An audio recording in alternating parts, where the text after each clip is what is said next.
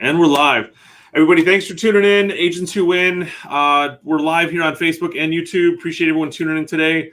I'm here with my friend Jennah LeBruno-Pust from Coldwell Banker. She's done some amazing things in 2020 with her business, and I wanted to kind of just tune in to see what she has going on, what brought her from trying to figure out what's going on in the business to massive success the last quarter and into 2021. Jennah, I want to thank you for being here. Tell us a little bit about what you have, who you are, how long you've been in real estate. Let's talk 2019, 2020 transactions and stuff. Yeah, absolutely. Well, first of all, thank you so much for having me. I'm so excited. So I have been doing real estate for 8 years. This is my 8th year. Awesome. I've been a single agent most of this time, and was like kind of doing the whole struggle bus thing, for the first 6-7 years, just trying to figure out my groove and where I belong in the real estate world. There's so many realtors, especially here in Orlando. So making yourself stand out is difficult to do. And I definitely encountered that struggle for a while. So I was doing about, 15 to 20 transactions a year consistently through those first, I would say, 6 years or so. And then very good. Yeah. I mean, it came by earnestly. I had to put some sweat equity into things, but I am from Orlando, so I had a decent database. So that was kind of what I attribute my original success to. So back up to 2019, I had left my previous brokerage and jumped over to Coldwell Banker, which is a large brokerage. And it was kind of up to me to make my own way there.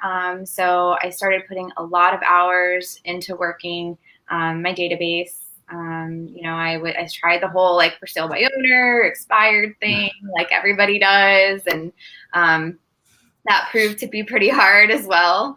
But in 2019, I did about 22 transactions. Okay. And in 2020, I did 33 transactions. And that was a huge leap for me, both in workload, in, just your mental state, financially. That was a significant leap.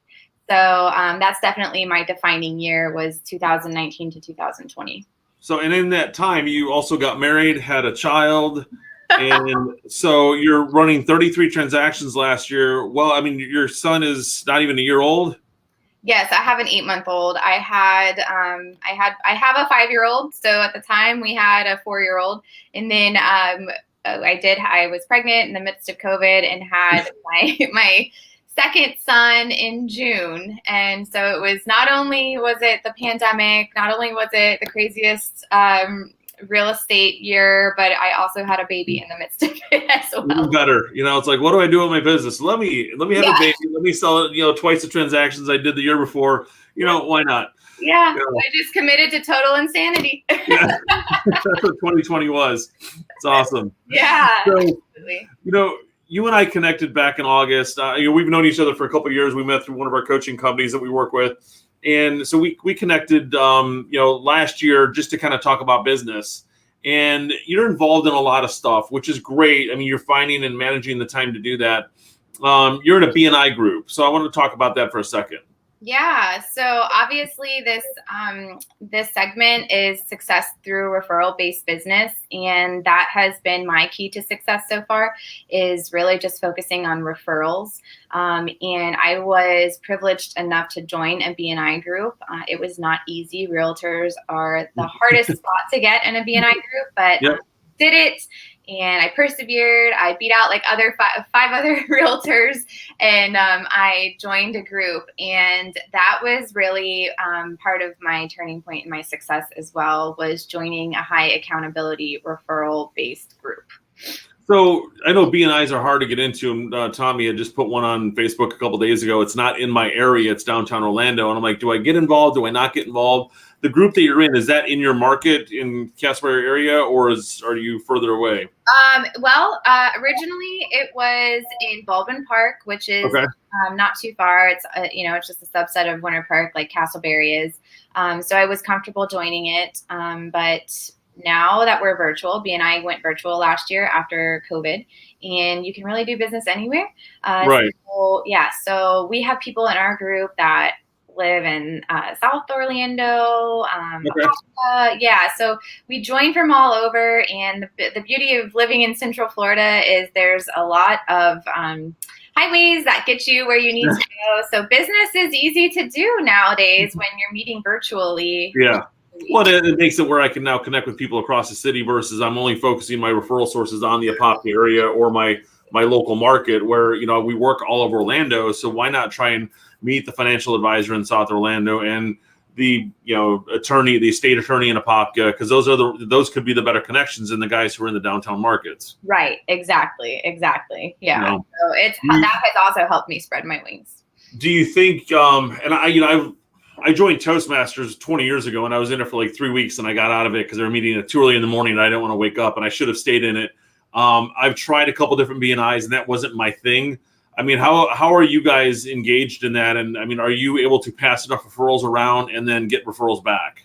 Oh, yeah. So as a realtor, you have the best seat in the group to be successful for BNI. So if you aren't familiar with BNI, it's Business Networking International. It is an international group. You join a local chapter in Central Florida alone. There's about 30 chapters, and you can do business with vendors. It's basically just a group for vendors to join. It's a paid membership, but it's an instant source of referral partners, of referral vendors. And as a realtor, we refer out so much for everything, throughout a transaction. And if you create a long-lasting referral relationship with your clients, then throughout their home ownership process, you're a continued source of referrals for them. Whether it's a home painter, a home cleaner, do you need a roofer? Do you need someone for your pool? All of those groups, all of those vendors, all of those referral partners are found within your local BNI chapter. So it is so easy as a realtor to go in and find referrals for other people. And I'd say at minimum every week, the least referrals that I'm giving out is probably 2. So I'm able to give out a loan officer referral every week, an insurance agent referral every week, a title company referral, and then you get to log all of the money that other people make from your referrals goes back to you. So it's easy for you to climb the BNI ladder as a realtor. Okay. So with earning the respect in there, I guess respect or referral source there. I'm going to dig into something else, but I like the BNI idea for right now. With the BNI, I'm going to go in there and I've got my partner title companies. I have my partner mortgage companies and stuff that I like to work with. You've got to go create a whole new relationship. What are you doing? I mean, are you automatically saying, okay, well, now I'm the lender in your group. How long does it take for me in that group to earn your business and earn your respect? Right. So that is definitely an obstacle and a hurdle that you have to jump as a new BNI member. You have to prove yourself. I'd say it took me about 6 months to really gain momentum in my group. And the way I did that was just by handing out referrals. I would practically lay myself in traffic to get 10 referrals a week and say, listen, I'm worth this spot in gold. So take me seriously. I will give you business. The more successful I am, the more you refer to me, the more I can give back to you tenfold. So so it's kind of like an online lead. I mean, it's going to take me 6 to 12 months to get a closing from it. So it's not like, I just ran an ad and all of a sudden I got business today. I mean, it is going to take some work and it's going to take some giving back before you start receiving. Absolutely. But I will say once that door has opened, once you've proven yourself and you've really solidified that relationship, it's wonderful. I mean, the referrals pour in. You are their trusted person. They're not going to call anyone else.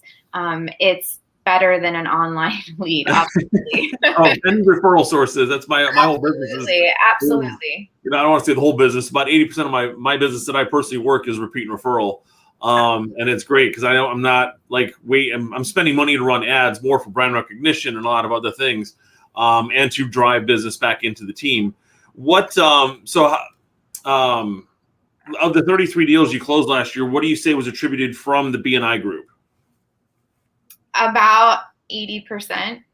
Wow. One form or another. So I've been in over 2 years now. And as with real estate or any self-owned business, it spreads at a certain, Yeah.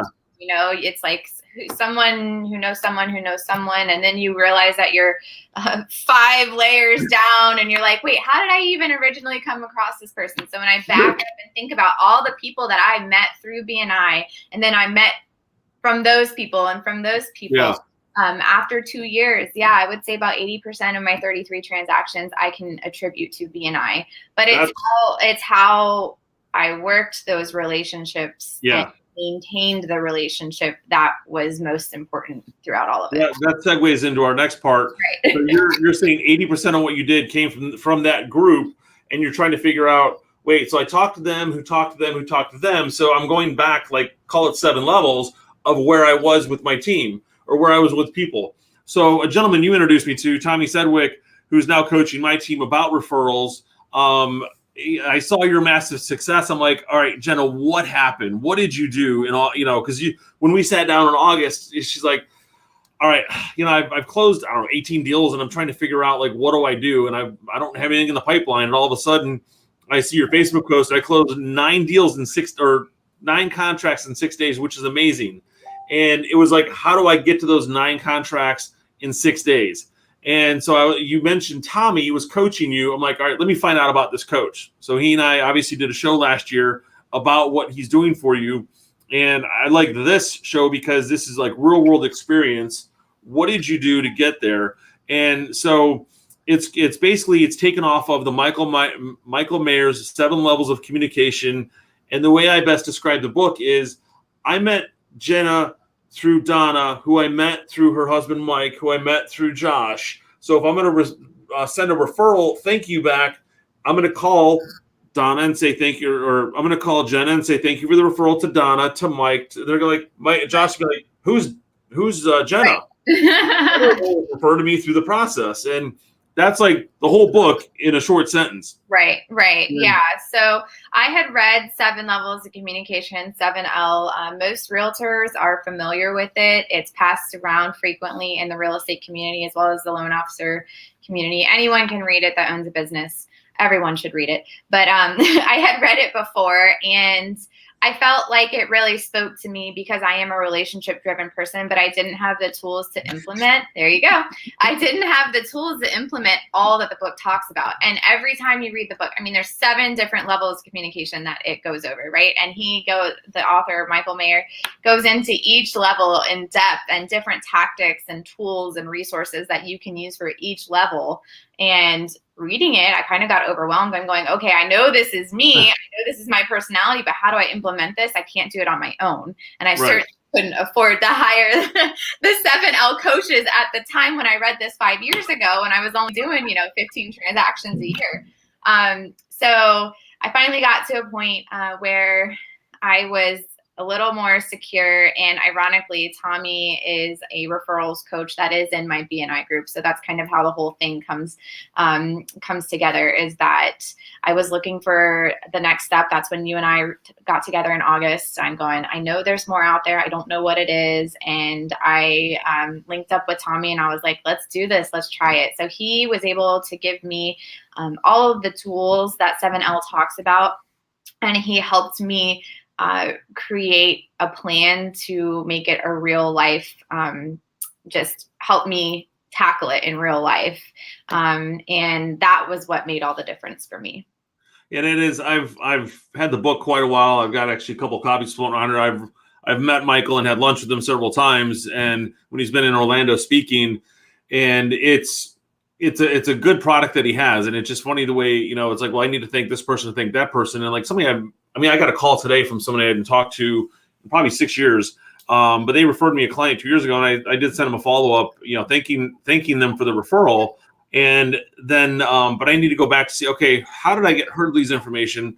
Because they were the ones who referred me to somebody else. And that way, it's another way to get back in touch with a person. Right. Yeah, absolutely. When Tommy was in our office last week, or actually, was it this week? I don't remember. It was either last week or this week. He was in there talking about like going back to your database, and my phone rings. I don't have the number in the phone, but I recognize the number, and I put it in our database, and I realized it's Loretta. She was my first client 20 years ago. Isn't that ironic? With a referral. And I think I've gotten in 20 years 2 referrals out of her. And it was just, and the first one was when, my mistake as a realtor, not telling the seller, or her being the seller, she's got to be out of the house the day of closing. I'm physically helping her load the truck. And done that, been there. So the things you learn through the transaction process over the years, it's simple mistakes happen, but hey, I'm 25. My back's doing okay. I can put stuff in the back of a U-Haul, and I'll hold the U-Haul at my condo till we close on the next house, and we'll help you unload it when we get to the next one. But the other referral was because I did that for her, which was literally that same, like within 3 months, I think we closed on that deal. But now go fast forward 19 years, here I'm getting another referral from her from somebody at work. And I could have generated a lot more business by staying in touch with her more often. But the fact she still remembers me and still has my phone number, one reason not to change your phone number, because people save it and remember it. But it was just cool to see that, while Tommy's coaching my team about referrals, I'm getting a call from a past client of 20 years that's sending me a referral that day. And it was in that hour. It was just like a cool little story while we were sitting there. Yeah, it's magic. So, I can't say how many times I meet with Tommy weekly, sometimes bi-weekly, and I can't tell you how many times where it's been like, hold on, Tommy, someone's calling me, and we're in the middle of a coaching meeting, and I'm like, oh, that was a referral. It's working. Yeah, it is awesome when it's like, when you actually, it happens during the process. Right. Absolutely. Yeah. So let's talk about the communication. Actually, I want to let's back up. So you've opened up Jennah's Neighborhood Facebook group as well. And that's part of like your Sphere Facebook group. Yep. What are you doing with that? Yeah. So I wanted to create a brand, of course, but I also wanted to make something that was bigger than myself. And I feel like when people can look at you and see that you have a community around you and behind you, you may stand out. I was talking about trying to stand out earlier, and that was kind of what came to mind for me when I was brainstorming with Tommy. So I created Jennah's Neighborhood Real Estate, and that is it's a community. It involves all of my referral partners, so a lot of my BNI group, and then others that are outside of the group that I still do a lot of business with that I trust. I work with a lot. They'll pick up my phone call, at 7 in the morning if I need them to. And I feel like that is something of value that I can bring to my clients and my neighbors. So that's what I like to call my clients is my neighbors. Once we do a transaction or enter into a work relationship, they are part of my neighborhood. They remain part of my neighborhood. After we close out, they're invited to events. And it's just a way to solidify a long-term relationship with them, as well as open doors to vendors and things that they may need down the road. So let's talk about the events. We've been doing events for the last 5 years, and I think they're a great source to see people again. We obviously had to take a shift last year, and when we normally do minimum 2 events a year. 2019, we actually did a movie event, so that was like our 3rd event through the year for the summer. Toy Story 4 had come out, and it's fun because we characterize the events for around something, and I am dressing up as the character. So it makes me look comical, but I have fun with it. That's all that matters. Yeah, exactly. And like we're thinking we're doing an Easter event, and we're like, all right, do I need to dress up as a bunny? I'm hoping I don't have to go there. But so March we ended up. What did we do? So instead of doing something it's like March, April, May, and then usually towards the fall. So March we ended up not obviously having an event. We ended up just doing like a beach towel. We ended up creating beach towels for everybody and delivered those to guys. Enjoy your summer at home. So they all had something with us, and our towels were at the beach. They're at their pools. We're national. And then for fall, we ended up doing a family photo shoot here at the office, and we segmented everybody. Every 5 minutes we'd have another family up, and we had everyone book a time in Calendly, and literally 3 per 15 minutes could come. And some would just come, get their photos, take a pumpkin, and go. And we had pumpkins for every family to take with them as well. And so some took the stuff, got their photos, said hi and thank you, and left. Others hung out for the 2 hours that we were here. We wanted to make it as COVID friendly as possible. And so now we're trying to pivot. What do we do with events this year? And so what are you doing that's, call it COVID friendly, where you're not having 60 people? I mean, our fall festival usually is 200 people there. So it's really hard to go from something we're hosting food trucks and bounce houses and stuff to everyone come for 5 minutes to the office. Right. Yeah. So what I did for in around the holidays this past year was also my brand launch. But instead of inviting, my whole community, I took the people that have referred me most. So Okay. that really kind of weeded out a lot of people to make it more COVID friendly, right?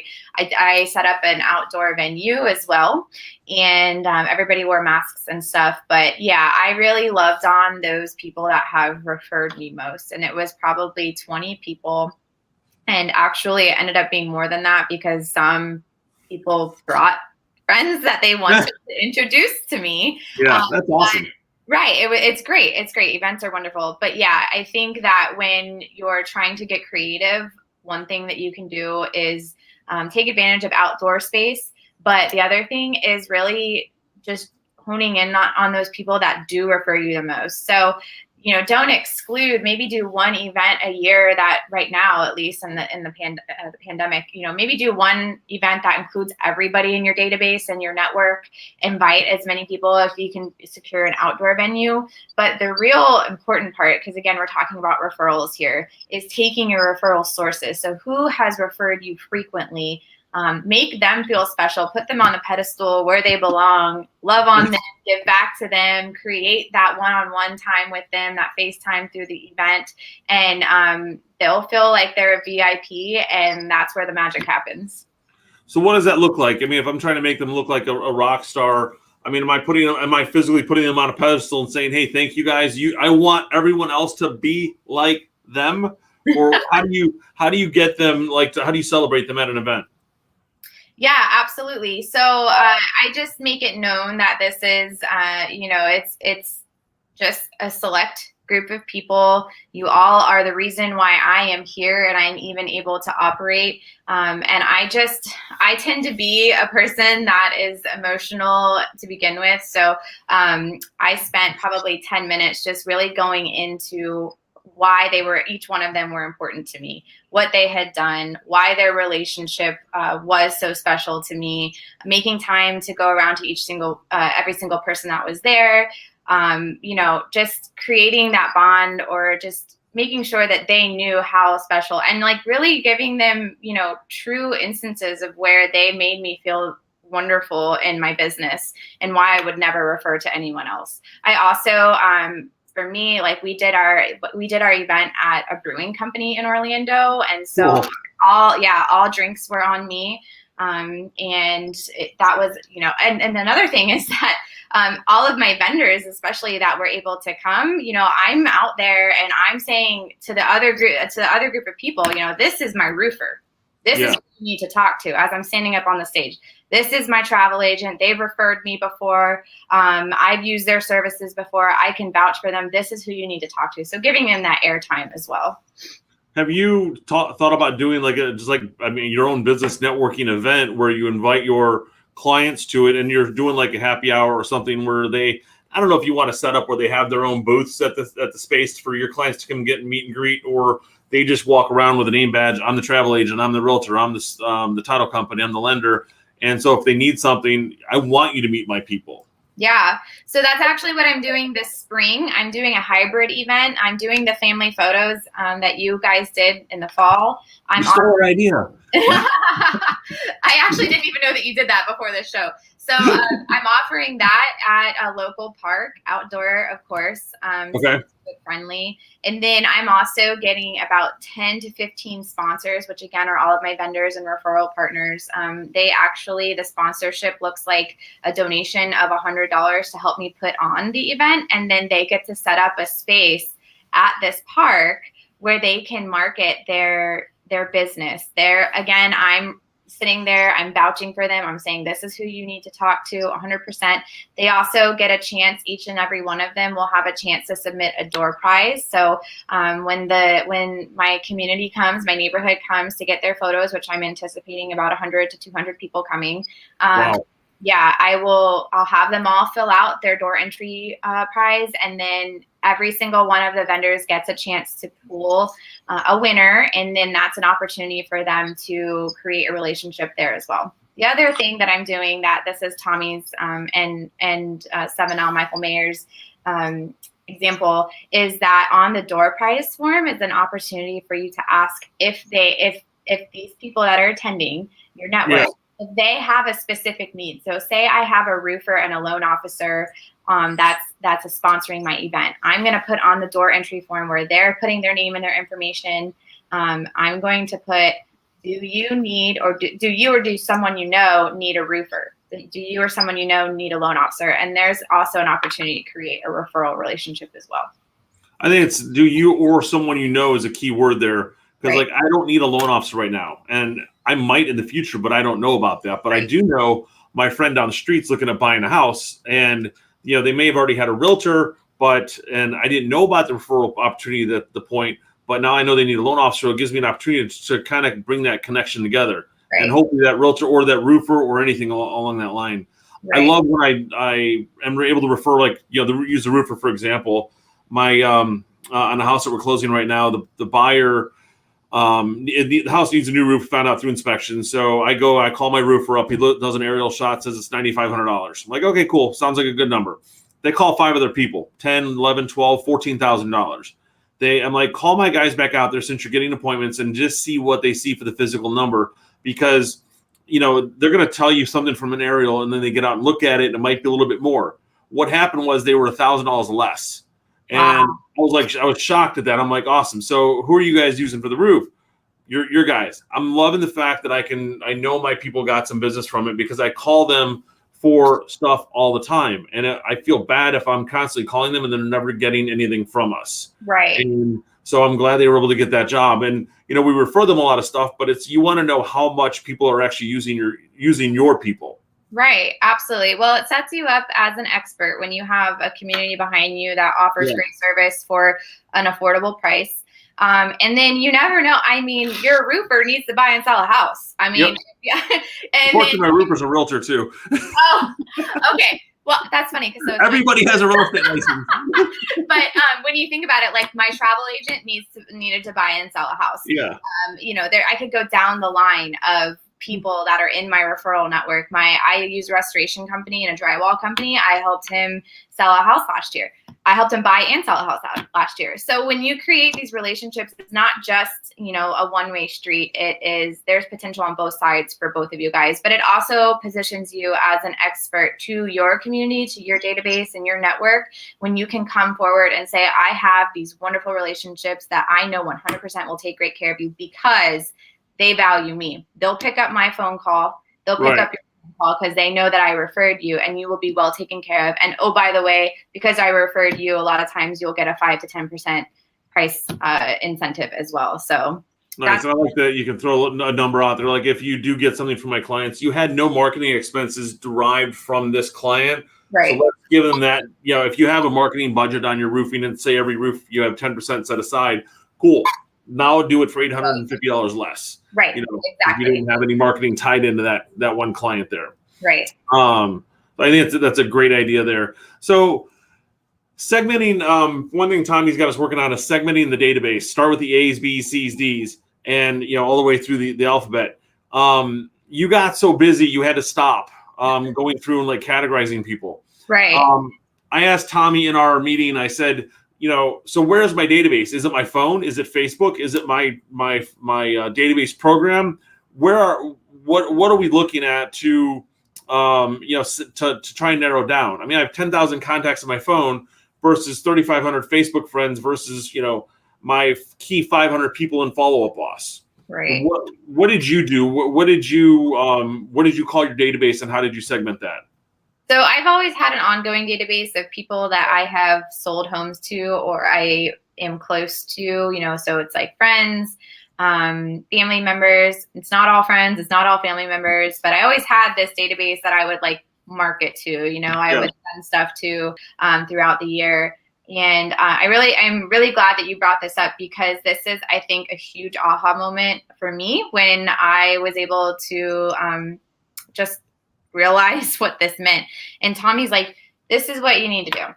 you need to go through your database, whether it's your Facebook group, your phone contacts, like whatever is important to you that you work off of. So in my mind, I'm going, okay, I have my ongoing database that I have in Microsoft Excel, and part of like my Facebook group Facebook page as well. But he's like, you need to go through that, and you need to mark where you have good energy with what people. And I'm like, what does that mean? He's like, you'll know what it means. So if I'm going, so he's like, 10 goes for the people that you just, even if you haven't talked to them in a year, like you just, if you were to call them, you'd have a great conversation. You know, they'd pick up the phone and they just love you. 5 is like those people that may or may not. 1 is those people that like, okay, I have them on here because I sold them a house one time, or, you know, we don't really talk or whatever. Right. Those are, so when I went through my database and realized I had like 300 contacts and I had probably 150 ones, when I was able to shed the ones, that's when that is when I took off, because I'm looking at the people that, once I got rid of the people that were basically weighing me down, not in a bad sense, but I wasn't getting energy from them. I wasn't getting that spark. Every time I would open my database, I'd feel like, oh, I don't want to call them because they're not going to answer. Once I just straight up, understood it for what it was, got rid of them, and was solely focusing on the 5s and particularly the 10s, the people that I knew wanted to hear from me and would talk to me, and it was always a good conversation. Once I focused my energy on them, that's when I started getting even more energy. So that was a huge moment for my business as well. So are you, I'll spend more time talking to those ones just because it's a good conversation, but I know they're never going to refer, but you hope they do. And you don't want to mention referral, like, oh, by the way, I'm never too busy for referrals at the end of every conversation. Right. But how did you find the 10s? If you had 300 people there, you didn't have a regular communication system with them. How did you decide those 10s were 10s? Did you just remember who they were and like kind of understand like a disc profile for them? Or how did you determine that? No, not even that much. I literally just went line by line, name by name, and thought, okay, the last time I talked to this person, was it a good conversation, or was it or have I even talked to them in the last 5 years? And when I think, like, I would just think back on the relationship and be like, you know what? I really like this person, and I know that they really like me. That's my 10. When I'm like, I really like this person, I don't know if they really like me. That was my 5. And then it was like, just the ones. Everybody's got ones, and it is what it is. And you can't, you don't want to discount them. You still email them. You still keep them on your Facebook page. You still invite them to your big once a year community event. And you hope that your efforts will increase the relationship from a 1 to a 5 and to a 10. But you're not going to sit there and lose energy over these people when you have this group of gold over here, your 10s and your 5s that you just know every time you talk to them, you feel better, and there's just more potential there.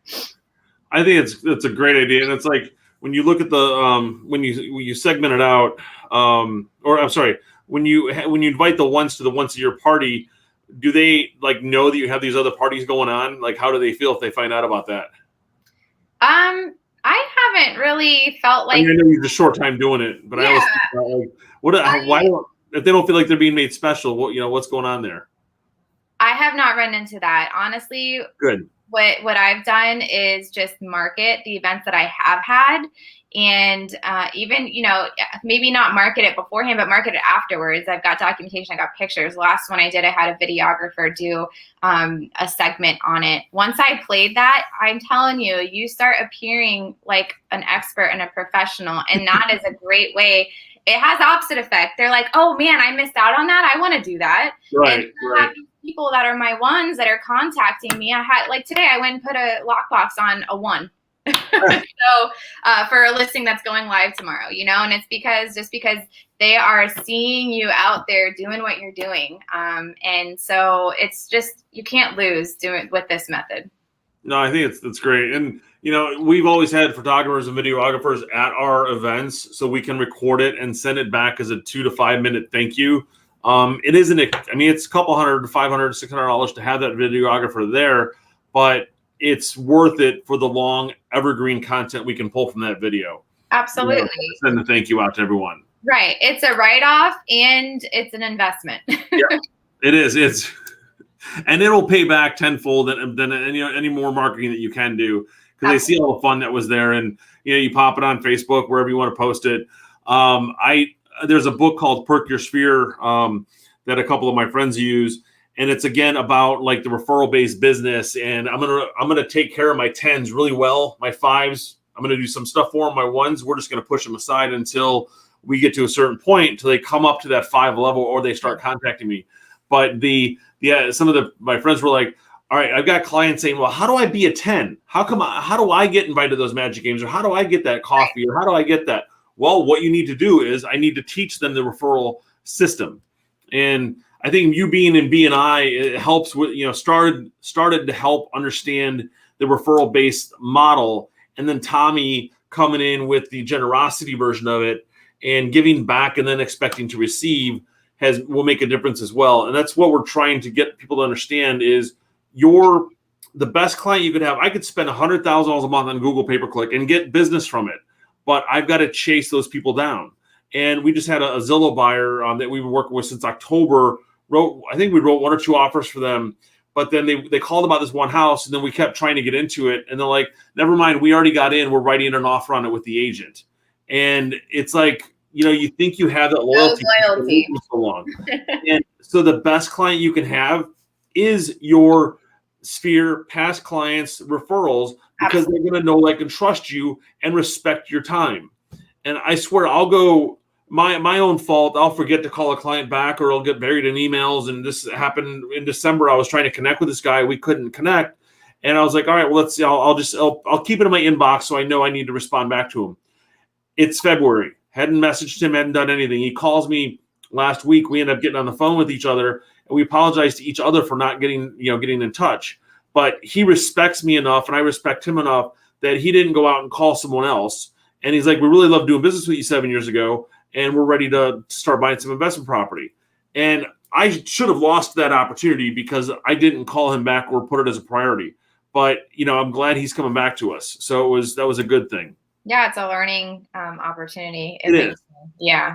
And that's somebody I know who's loyal to us. Right. And you're never going to be perfect at it. And I think that is a good leeway into why you need a coach, because this stuff is overwhelming. If you break it down, if you even try and break it down, you'll get overwhelmed. And for me, I shut down when I'm overwhelmed. And that was, what I learned about myself is that I needed a coach to help me do all of this stuff in baby steps. Yeah. So don't miss opportunities like that. Well, and that's the other part, with the coaching, just to talk about that aspect of the business for a second, you have a lot of different coaching you can get in this business. The coach that you and I had, Donna, she helped us get our business to a certain point. And then I've got to get into specific business coaching or referral coaching, or if I want to concentrate for somebody who's expired, I need a coach who just does that.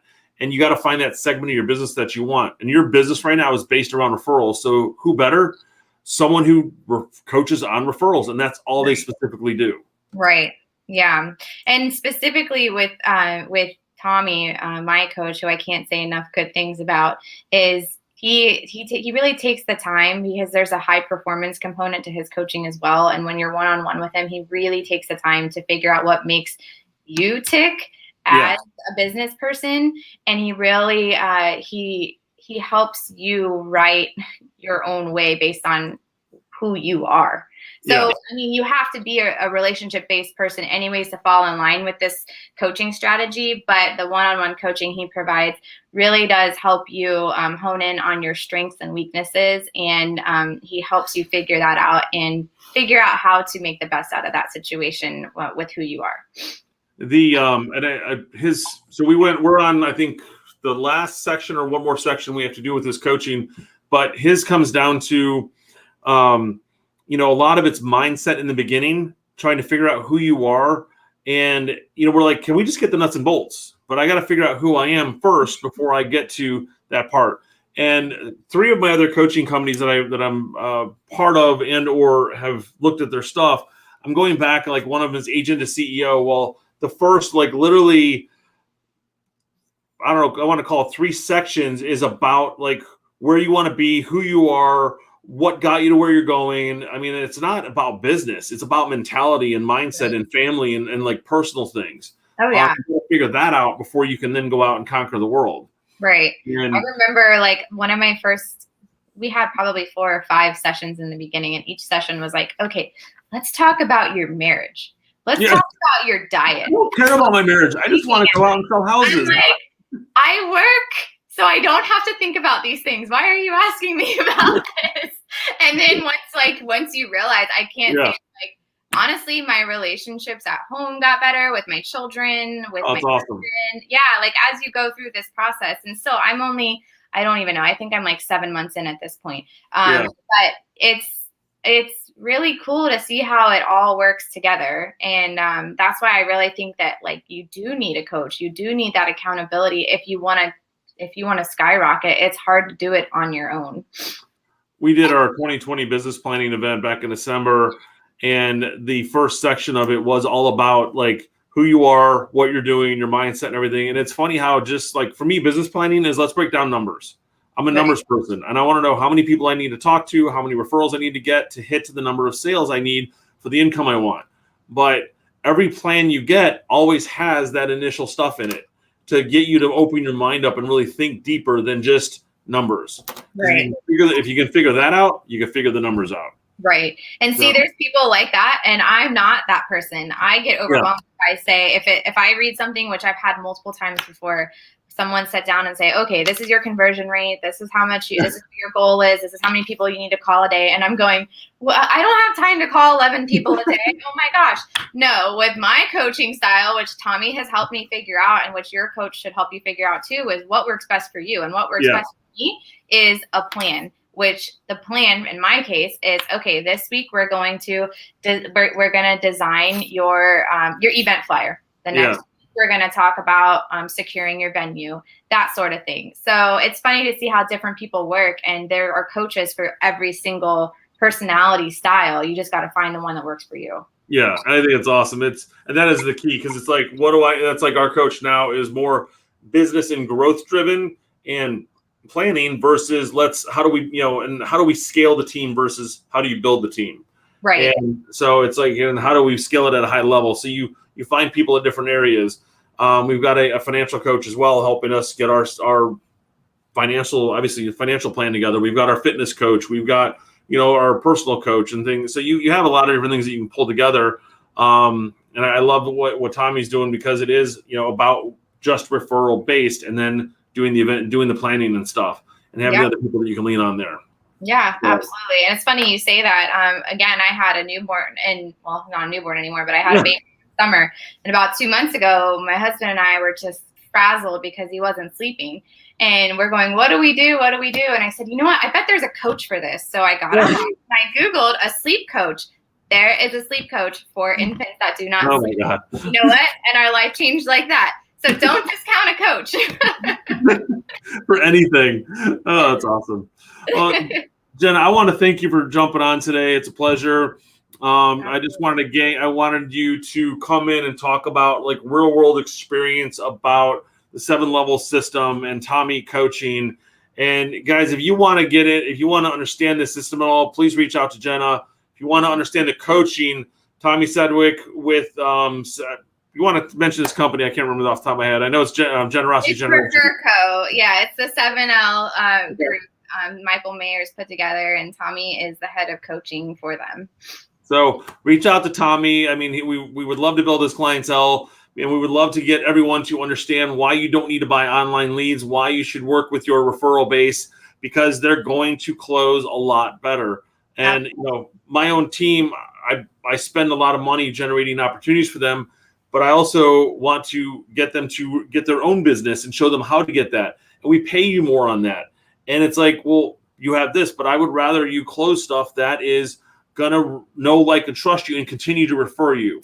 And so that's like a big thing. And that's my business too. So I love that I can not have to, and I'm one also that I don't call 100 people a day to talk to 10 to get 2 appointments to get one, to get one listing or whatever. I've always been afraid of the phone and all those numbers. So it's always scared me. And so I love the referral based side of things, and what's your conversion rate? I have no idea what my conversion rate is, I just get a phone call and they want to buy or sell something. I mean, it's all it is. That's a good place to be, right? When you don't have to worry. That's the beauty of referrals, is you don't have to worry about a conversion rate. No, and then we sit there with our team and try to figure that stuff out. And, we got to help with the conversion rate, because there's still a conversion rate on the referrals, but we want to get them to understand, like, all right, how do you convert the people that are calling you, whether it's a referral? And especially with some of our people, or just agents that are newer agents. I was asking Tommy, I said, thank you for being on the show, like I was wrapping it up, and then I kept going on. It was like, how do the new agents that don't have that sphere of book of business that they can refer from, how do they get stuff? And he kind of dived into that as well. And, it's like, you went to high school here, you went to middle school here, elementary school here. That's your database. Your circle of friends is your database. Your database can be whatever it is. You've got 500 people on Facebook. Figure out who the local ones are and start reaching out to them. Post things about real estate, etc. So, there's a lot of opportunities, where you just got to know where to look for it. Right. Yeah. No one was born with a book of 1,000 people referring to them. Right. Exactly. You have to get to that point. Yeah. So, well, Jennah, I appreciate you jumping on. We've gone really long on this. I mean, this could go on for another 20 minutes. And someone use your phone as your database. Let's pop that comment on there. And that is, this is your database right here. I've got 10,000 people in my database. Mine's going crazy right now. Yeah, exactly. Hopefully those are all referrals, not just, hey, we have a problem with this file. But again, thank you for being on here. It's been a pleasure. Thank you so much. You popping on and blocking out a Friday for us. Everybody, if you have any questions for Jennah, just message her through Facebook. Tommy as well. We'll get you some contact info. If you need it, message me directly and I can get that over to you. So appreciate it, guys. Have a great weekend. God,